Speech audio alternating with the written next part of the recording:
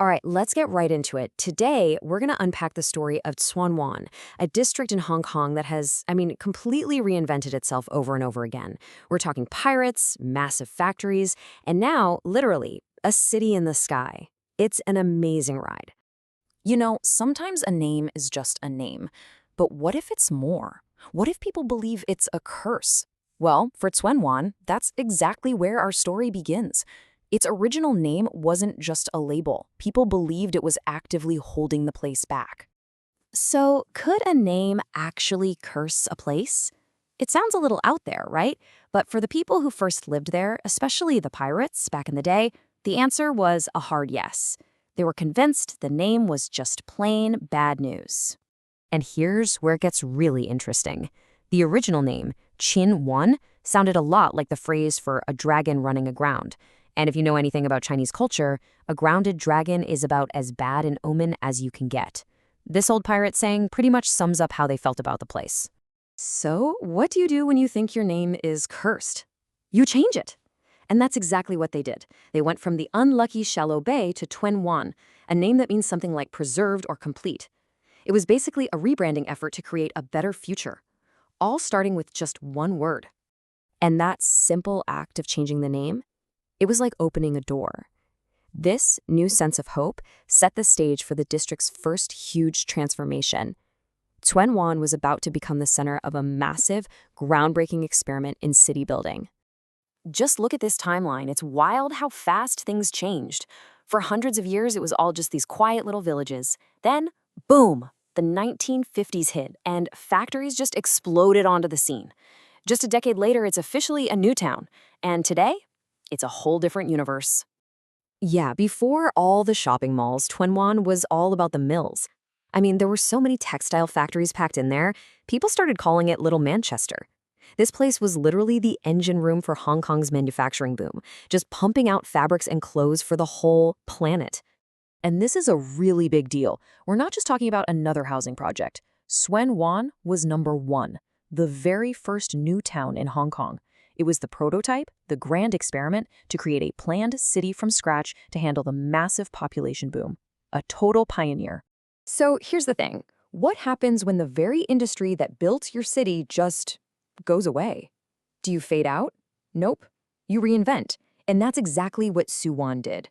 This next part of the story is all about its incredible shift from mills to malls. I love this because you can literally see the evolution right here. On one side, you have the old textile mills, the heart of the manufacturing boom. And on the other, that same building, now called the Mills, they took this old cotton factory and turned it into the super cool creative hub for tech and art startups. They kept the soul of the place but gave it a brand new mission. And that's not the only clever trick they pulled. Seriously, think about it. You've got these old factories with floors built to handle tons of heavy machinery. What do you do with them now? Well, it turns out they're perfect for something else that's super heavy, computer servers. So they turn them into high-security data centers. It's just a brilliant example of upcycling an entire building. All of this change created something totally unique. The center of Tsuen Wan today is often called the Sky City.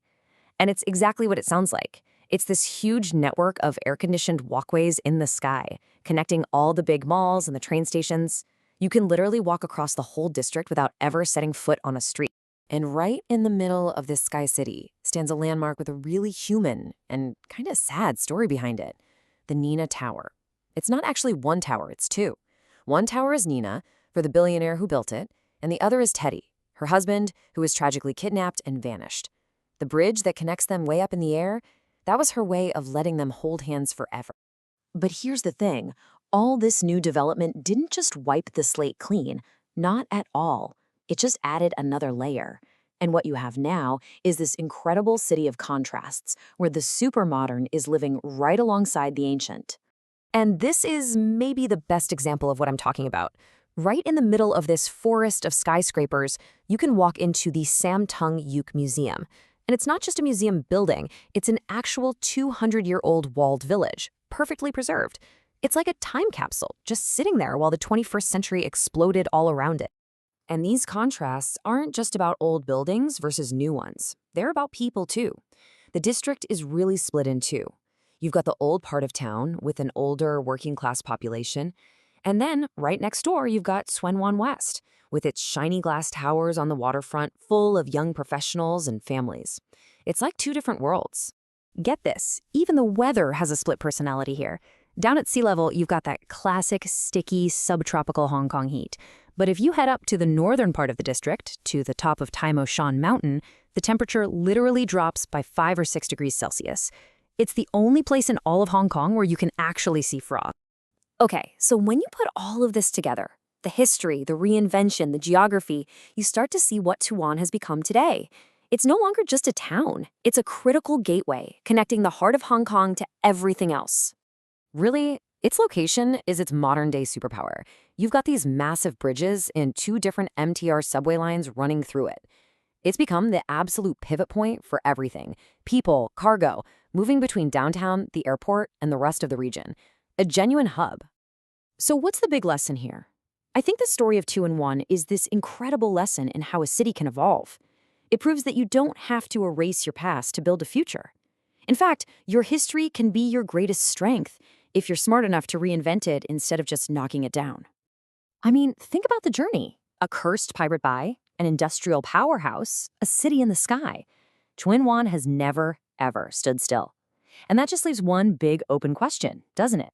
What's the next transformation going to be?